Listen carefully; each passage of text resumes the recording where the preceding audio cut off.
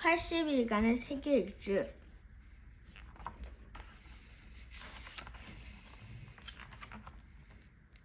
포그와 파스파르투. 필리어스 포그는 비밀에 쌓인 사람이었다. 상류사회 사람으로 잘생겼으며 혁신 클럽의 회원이라는 것 외에는 알려진 것이 거의 없다. 포그는 매일 아침 8시에 일어나 11시 30분에 혁신 클럽으로 갔고 그곳에서 시간을 보내다가 밤 12시에 집으로 돌아오곤 했다. 그에게는 가족도 친구도 없었다. 시중을 두는 집사와 단둘이 살았다. 그는 어떤 상황에서도 흥분하거나 낙담하지 않았고 표정에 변화가 없었다. 그리고 집에서 혁신클럽으로 가는 지름길 외에 런던 시내 어느 곳에도 가지 않았으며 여행 가는 일은 더더욱 없었다. 하지만 그는 세계 곳곳에 대해 누구보다 정확하고 깊게 알고 있었다. 클럽에서 포그는 늘 같은 시간, 같은 자리에서 점심과 저녁 식사를 했다. 그 외에는 신문을 읽거나 히스트라는 카드놀이를 했는데 이 두 가지 행위의 공통점은 말할 필요가 없다는 것이다. 이런 단조롭고 규칙적인 생활 덕분에 포그의 집사는 할 일이 많지 않았다. 그러나 모든 면에서 유별나게 정확하게 바랐던 그는 집사에게도 똑같은 정확성과 규칙성을 요구했다. 포그는 면도할 때 쓸 물의 온도를 섭씨 30도라고 정해두었는데 오늘 아침 집사가 가져온 물의 온도는 29도였다. 그래서 결국 집사를 그만두게 했고 새로운 집사가 오전 11시에서 11시 30분 사이에 오기로 되어 있었다. 그가 응접실의 의자에 앉아 벽시계를 바라보며 집사를 기다리고 있을 때 노크 소리가 들리고 어떤 남자가 들어왔습니다. 안녕하십니까? 저는 장 파스파르투라는 프랑스 사람입니다. 그동안 가수, 교계사, 체조 강사, 소방대원 등 온갖 일을 했었죠. 그러다 차분하고 가정적인 생활로 하고 싶어서 몇 년 전 영국으로 와서 집사로 일하기 시작했습니다. 영국에서 가장 꼼꼼하고 정확한 신사라고 소문이 필리어스 포그 씨가 집사를 구한다는 얘기를 듣고 이렇게 찾아왔습니다. 근무 조건은 이미 들었을 테지? 그럼 바로 지금 1872년 10월 1일 수요일 오전 11시 29분 자네는 내 집사가 된 걸세. 포그는 이렇게 말하고 일어나 모자를 쓴 다음 한마디의 말도 없이 나가버렸다. 11시 30분에 집을 나선 포그는 혁신클럽에 도착해 점심 식사를 하고 신문을 읽었다. 그러다 저녁때가 되어 다시 식당으로 가서 저녁 식사를 하고 회계실로 돌아와 신문을 읽었다. 신문들은 여전히 사흘 전에 일어난 동안 사건에 대해 많은 기사들을 싣고 있었다. 영국은행 직원의 책상 위에 있던 5만 5천 파운드의 큰 돈이 잠깐 사이에 감쪽같이 사라졌다는 그 사건 내용. 그리고 기품 있는 신사 한 명이 그때 책상 근처를 오갔다는 목격의 진술 등이 실려 있었다. 도둑맞은 금액이 워낙 컸기 때문에 영국에서 가장 능력 있는 형사들이 범인을 잡기 위해 영국의 항구와 세계 곳곳으로 나갔다. 범인을 잡으면 많은 현상금을 주겠다는 약속과 함께 범인의 인상 설명서가 형사들한테 전해졌다. 사람들은 모이기만 하면 어디에서나 이 사건에 대해 얘기했다. 이날 저녁 포그와 함께 휘스트 게임을 하던 클럽 회원들도 마찬가지였다. 그중 거액을 도둑만은 영국은행의 부총재 래프가 말했다. 난 범인이 곧 잡을 거라 생각하네. 노련한 형사들이 영국과 세계 곳곳으로 나가고 있으니 그자가 숨을 수 있는 나라는 없어. 그러자 토목 기자인 스튜어트가 말했다. 과연 그럴까요? 세계가 얼마나 넓은데? 그때 포고가 나직한 목소리로 말했다. 이젠 그렇게 넓지도 않아요. 80일이면 세계를 줄을 할 수 있어요. 그래, 80일이면 충분히 할 거야. 은행가인 설리번이 동의했다. 여기 신문에 나와 있네. 런던에서 스웨즈까지 기차 증기선으로 7일, 스웨즈에서 몬바이까지 증기선으로 13일, 몬바이에서 콜카다까지 기차로 3일, 콜카다에서 홍콩까지 증기선으로 13일, 홍콩에서 요코하마까지 증기선으로 6일, 요코하마에서 샌프란시스코까지 증기선으로 21일, 샌프란시스코에서 뉴욕까지 기차로 7일, 뉴욕에서 런던까지 증기선으로 기차로 9일, 다 해서 80일. 포그가 설명하자 스튜어트가 다시 말했다. 하지만 실제로는 내가 폭풍우를 만나거나 열차가 고장 나거나 하는 일은 고려하지 않은 단순한 계산이잖아요. 포그는 자신의 말에 확신이 있었다. 제가 80일이라고 말한 것은 그런 가능성까지 다 계산한 기간입니다. 이 이야기는 내기로 바뀌었다. 스튜어트는 80일로 부족하다는데 4,000파운드를 걸면서 자신 있으면 직접 세계 일주를 해보라고 포그를 자극했다. 그러자 포그는 80일간의 세계 일주를 직접 하겠다며 성공하는 쪽에 2만 파운드를 걸었다. 결국 다른 사람들까지 스튜디오 쪽에 돈을 걸기로 하면서 정식으로 내기가 이루어졌다. 포그는 오늘 당장 저녁 8시 45분 기차를 타고 떠나 80일 후인 12월 21일 저녁 8시 45분 혁신클럽으로 돌아오겠다며 2만 파운드 수표를 맡겼다. 밤 12시 돌아오던 포그가 저녁 7시 50분 현관에 들어서자 파스파르투는 깜짝 놀랐다. 더욱이 10분 만에 짐을 챙겨 세계 일주를 떠나야 한다는 말에 너무 놀라 입을 다물 수가 없었다. 우리는 세계 일주를 할 거야. 그것도 80일 동안. 그러니 잠시도 낭비할 시간이 없어. 두 사람은 작은 손가락 하나, 셔츠 몇 발과 양말 몇 컬레 그리고 2만 파운드 지폐를 챙겨 집을 나섰다. 8시에 집을 나와 여기 도착한 것이 8시 20분. 기차에 오른 것이 8시 40분. 그러다 갑자기 비명을 질렀다. 아! 제 방에 가스등을 안 끄고 왔어요. 그럼 가스등은 요금은 자네가 내도록 하네. 내기 소식은 신문을 통해 영국 전역에 알려졌다. 이제 사람들은 관심은 도난 사건 대신 이 내기에 쏠렸다. 포그가 성공할지 못할지 저마다 열을 내며 토론했고 심지어 많은 사람들이 돈을 걸기도 했다. 그런데 포그가 여행을 떠난 지 7일째 되는 날 뜻밖의 정보가 런던 경찰청으로 전해졌다. 이집트 스웨즈에서 은행 절도범 필리어스 포그를 미행 중인 인도 몽바이 즉시 체포 영장을 보내주기 바람. 픽스 형사. 런던 경찰이 혁신클럽에 보관되어 있던 포그의 사진을 조사하자 수사에서 밝혀진 은행 절도범의 인상과 똑같다는 것이 확인되었다. 그러자 존경받던 신사가 한순간에 은행 절도범으로 바뀌었다. 포그는 수수께끼처럼 비밀에 쌓여 살다가 이번에 사건이 터지자 서둘러 영국을 떠나지 않았던가. 사람들은 이제 세계 일주를 내기도 경찰을 따돌리는 속임수일 뿐이라고 수군거렸다. 몬바이까지 이틀 절약. 포그 일행이 탄 증기선 몽골리아워에선 지중해를 지나 수에즈 운하를 통과했다. 운하를 이용하면 홍해를 거쳐 인도로 갈 수 있다. 예전에는 아프리카 대륙의 남쪽 끝 빙 돌아서 가야 되는데 3년 전 운하가 개통되어 유럽에서 인도로 가는 백길이 엄청나게 짧아졌다. 영국으로 문제의 정보를 보낸 픽스 형사는 은행 절도범을 잡기 위해 수에즈에 나가 있었다. 몽골리아오가 수에즈에 도착했을 때 그는 포고의 생김새와 여권에 기록된 인상설명이 은행 절도범의 인상설명서와 똑같다는 걸 알게 되었다.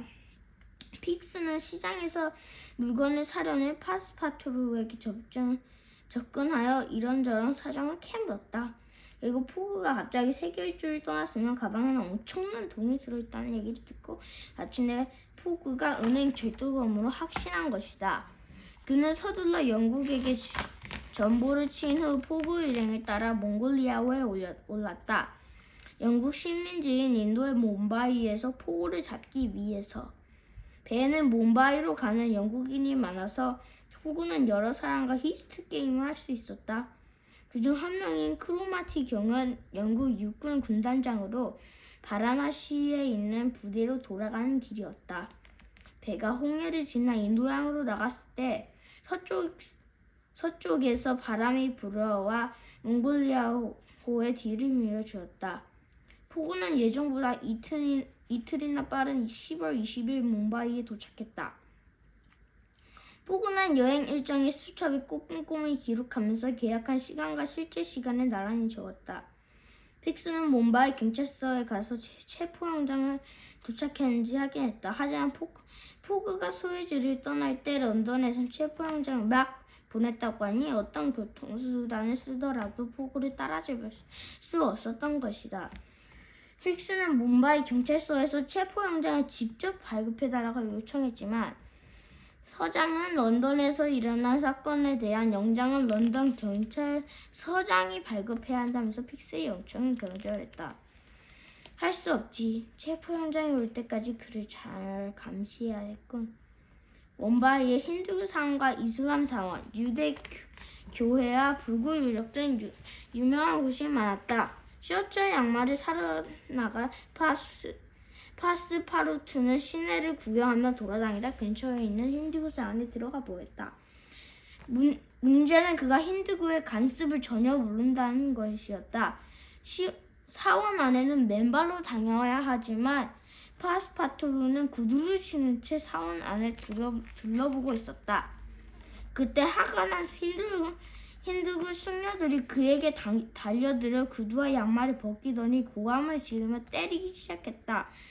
그러나 파스파르투가 누구인가? 그는 승려들을 한 방에 때려눕히고 황급히 싸움에 빠져나왔다.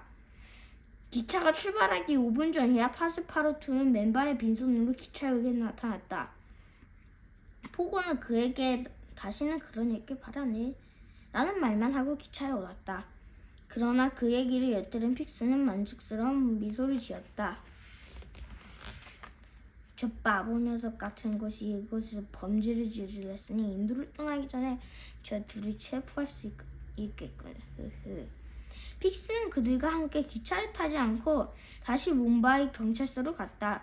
그러고는 파스파토루가 재은 지를 고발하면서 두 사람에 대한 체포영장을 신청했다.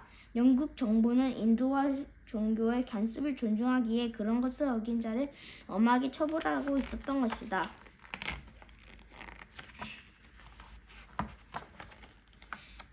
코끼리의 아름다운 여인.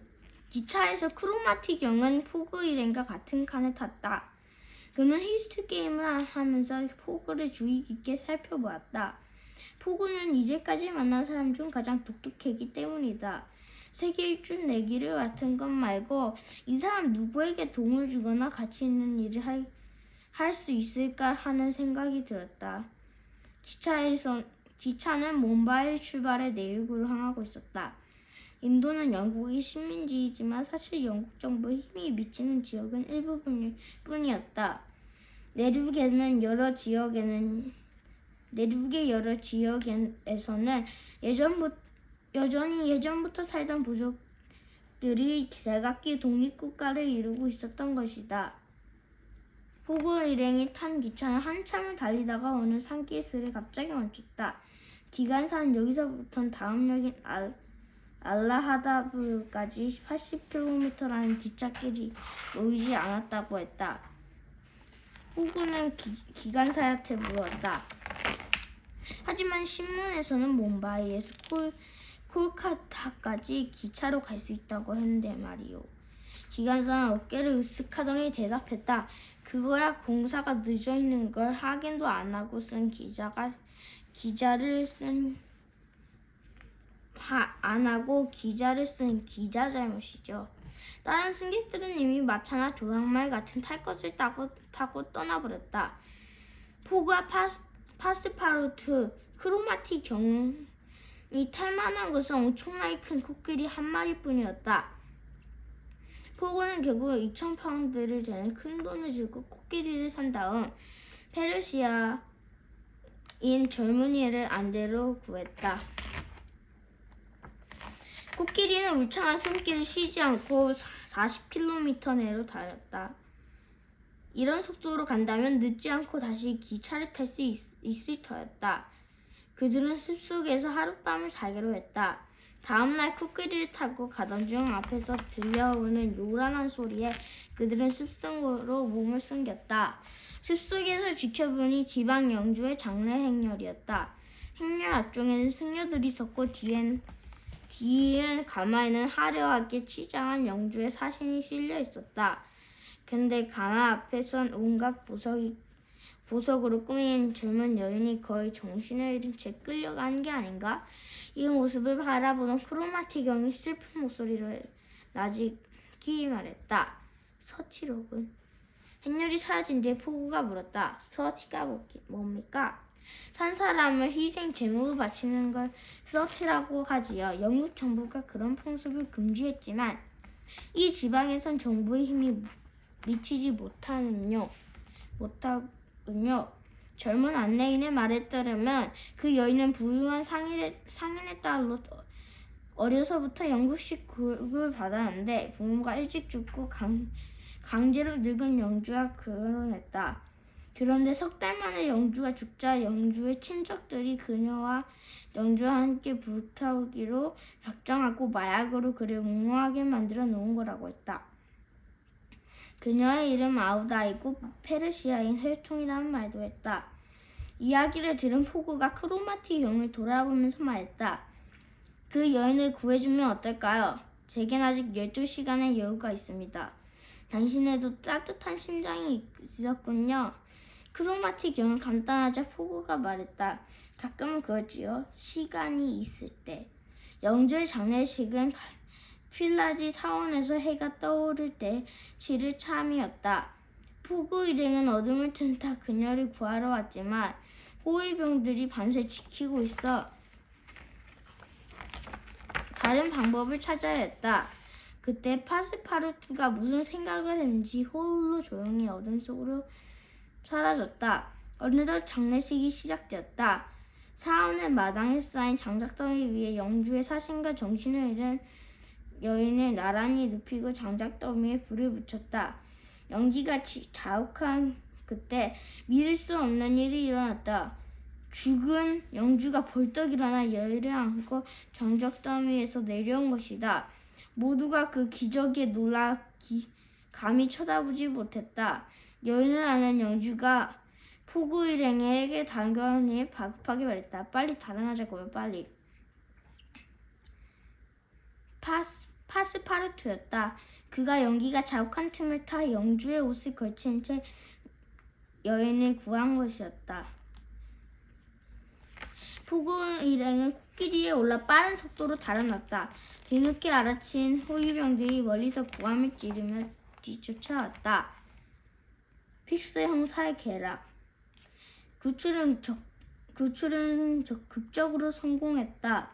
크로마티 경은 파스파르투에게 손을 잡으며 경탄했고 포구도 잘했어 라고 한마디 했다.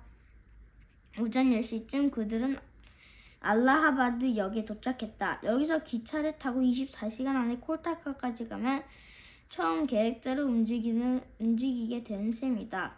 포구는 안내인에게 약속한 돈을 주면 말했다. 자네의 도움과 헌신의 대가로 이 코끼리를 줄 테니 받아주지 않겠나? 포구 일행은 아우다와 함께 기차를 탔다. 그녀는 정신이 들자 몹시 놀랐다. 전 재산을 건 내기 중인데도 그녀를 구출하기로 한 포구의 결심과 대담하고 상상력 넘치는 파스파르투의 행동을 크로마티 경이 설명해 주었다. 아우다는 고마움을 눈물로 표현했다. 하지만 인도는 여전히 그녀에게 위험한 곳이었다. 부인, 일이 조용해질 때까지 홍콩에서 지내시는 게 어떻겠습니까? 제가 모셔다 드리겠습니다. 마치 홍콩에 친척이 있다며 아우다는 포구의 말을 고맙게 받아들였다. 기차가 바라나시에 도착하자 크로마티 경은 그곳에서 내렸다. 이튿날 아침 7시 기차는 콜카타에 도착했다. 홍콩 떠나는 증기선은 정오에 출발할 예정이니 5시간의 여유가 있었다. 그러나 기차에서 내리자 경찰관이 다가왔다. 호구 씨와 집사분이죠? 저리 따라오세요. 아우다가 함께 가겠다고 해서 세 사람은 마차를 탔다. 그들이 도착한 곳은 재판정이었다. 저를 구해준 일 때문인가요? 어서 저를 버리고 그냥 도망치세요. 아우다가 울며 재촉했지만 포구는 그럴 리 없다고 말했다. 서티는 법으로 금지되어 있으니 그런 일로 영국 경찰이 자기를 체포할 수 없으며 어떤 일이 있어도 정오에는 다 함께 배에 타고 있을 것이니 아무 걱정하지 말라고 덧붙였다. 아침 8시 반에 재판이 시작되었다. 힌두교 승려 3명이 들어와 힌두교의 신성한 지역을 침범한 죄로 포구와 파스파르투를 고발했다. 판사가 물었다. 인정하십니까? 포구가 대답했다. 예, 인정합니다. 그러나 먼저 저들이 필라지 사원에서 무슨 짓을 하려 하는지 물어보세요. 승려들이 어리둥절한 표정으로 서로의 얼굴을 쳐다보았고 파스파르투가 흥분해서 외쳤다. 그래요, 저놈들은 사원에서 산 사람을 불태워 죽이려고 했단 말입니다. 판사가 깜짝 놀라 말했다. 그런 짓을 누가 했단 말이야. 그러나 이들 승려에는 필라지 사원이 아닌 몬바이 사원에서 신성한 곳에 신발을 신고 들어 파스파르투를 고발하기 위해 온 것이었다. 판사는 파스파르투에게 유치장에서 15일을 지내고 벌금 300파운드 그리고 집사를 가리지 못하는 책임으로 포구는 유치장 8일과 150파운드의 벌금형을 내렸다. 나 때문에 포구 씨가 내게 지게 됐다. 그러나 포구는 침착한 목소리로 판사에게 보석을 신청하고 보석금 2,000파운드를 내고 떠났다. 이를 지켜보던 픽스 형사는 분해서 발을 동동 구르었다. 그들은 이곳에 묶어두고 런던으로 보낸 영장을 받으면 체포할 생각이었다 것이다. 포구는 일행은 홍콩으로 떠나앉은 증기선 랭근 후에 올라왔고 픽스도 이를 가면서 그들을 따라 배를 탔다. 홍콩에서 배를 놓치다. 랭근호에 타고 있던 동안 파스파르투는 아우다에게 포구가 왜 세계 일주를 하는지 설명해 주었다. 그는 미소 띈 얼굴로 가만히 듣고 있었다. 픽스 형사는 체포 영장을 홍콩으로 보내달라고 요청한 뒤였다. 홍콩은 영국 경찰 체포에 영장을 집행할 수 있는 마지막 장소였다. 홍콩을 벗어나면 문제가 복잡해진다. 포구 일행이 홍콩을 떠나지 못하게 하는 편이 낫겠다. 파스파르투가 가판에서 바람을 쐬고 있을 때 픽스가 그에게 달려가 반가운 듯 소리쳤다. 아니, 당신도 이 배에 타고 있었나요? 픽스씨, 몬바이에서 헤어진 줄 알았는데 이런 우연이. 선실로 돌아온 파스파르투는 곰곰이 생각했다. 저 사람들은 어쩌면 포구씨와 내기를 한 사람들이 보낸 스파이일지도 몰라. 파스파르투는 포구에게 자기 생각을 말하지 않기로 했다. 동료들이 자신을 의심해서 스파이를 보냈다는 걸 알면 기분이 몹시 상할 테니까. 11월 3일 랭근호는 폭풍으로 변했다. 초조해진 파스파르투는 성남바다를 향해 욕을 퍼부었지만 포구는 평소처럼 차분하고 평온했다. 한편 픽스는 더없이 행복했다. 이대로라면 포구는 요코하마로 가는 배를 놓칠 것이며 다음 배는 일주일 후에나 있으니 그 안에 체포영장이 도착할 것이다. 이튿날 포구는 잠잠해지지만 랭근호는 예정보다 하루 늦은 6일 아침에야 홍콩에 도착했다. 그러나 홍콩에서 예상치 못한 행운이 포구를 기다리고 있었다. 홍콩항에서 도착한 포구가 아내에게 물었다. 요코하마행 배가 언제 떠나는지 아세요? 내일 아침에 출항하는 카르나티 크루호가 있습니다. 배에 이상이 생겨 출항이 내일로 미뤄졌어요. 카르나티 크루호는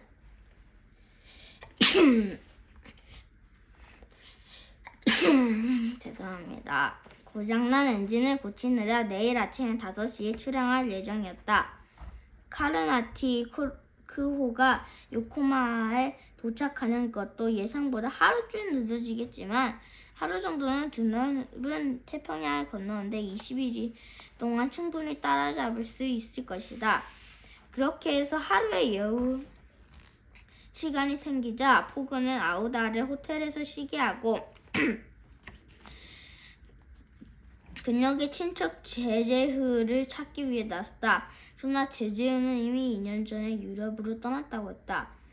포그는 호텔로 돌아와 아우다에게 그 사실을 알려줬다. 그럼 전 어떻게 하면 좋을까요, 포그씨? 저희랑 함께 유럽으로 가시면 됩니다. 하지만 이렇게 신세를 계속 지다니. 신세라 할 것도 없습니다. 부인과 함께 간다고 제 여행 계획에 가장 지장이 생긴 일은 없으니까요.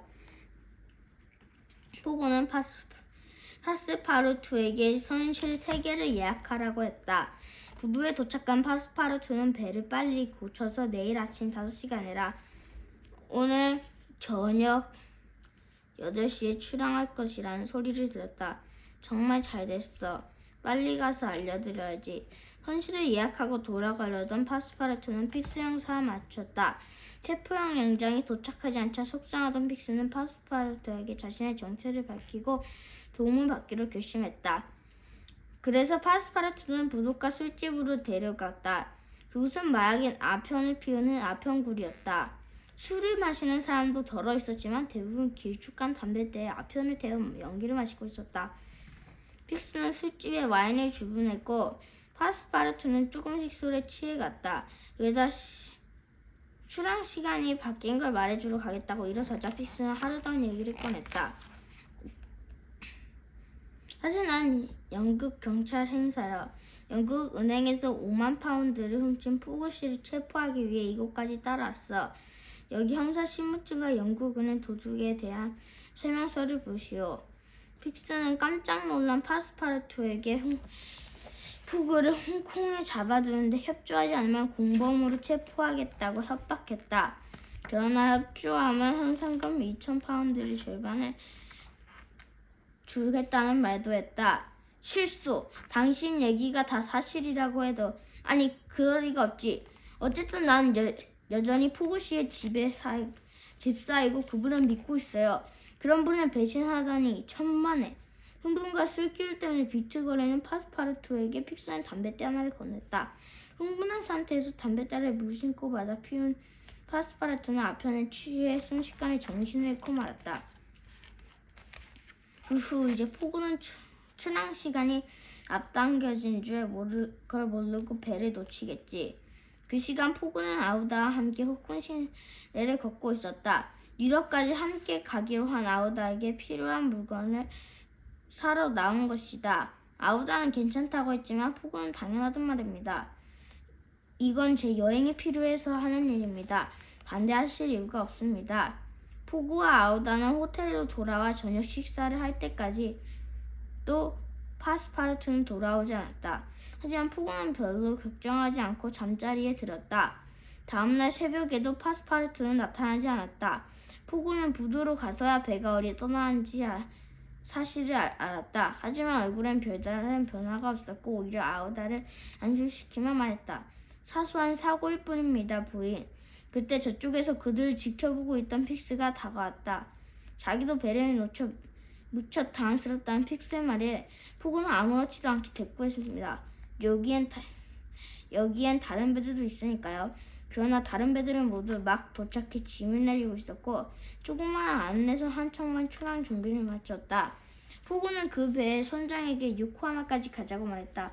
그러나 선장은 이 작은 배를 요코하마까지 가는 건 무리라고 해안에 따라 상하이까지 가는 건 가능하다고 대답했습니다. 미국으로 가는 배는 상하이에서 출발하거든요. 요코하마를 거쳐 샌프란시스코로 가는 거죠. 운이 좋으면 미국행 배가 상하이를 출발하는데 11일 저녁 7시 전에 도착할 수 있을 터였다. 포구가 픽스에게 말했다. 혹시 미국에서 같이 가실 거라면 같이 타시지요. 픽스는 어찌됐든 그를 따라가야지만 체포할 기회가 있을 것 같아서 그렇게 하기로 했다. 포구는 홍콩 경찰서에 가서 파스파르투에게 인상설명서와 영국까지 돌아오는데 필요한 돈을 맡겼다. 그리고 프랑스 영사관에서도 들러 똑같이 했다. 이렇게 해서 1시간 뒤 세 사람은 안내선을 타고 상하이로 떠났다.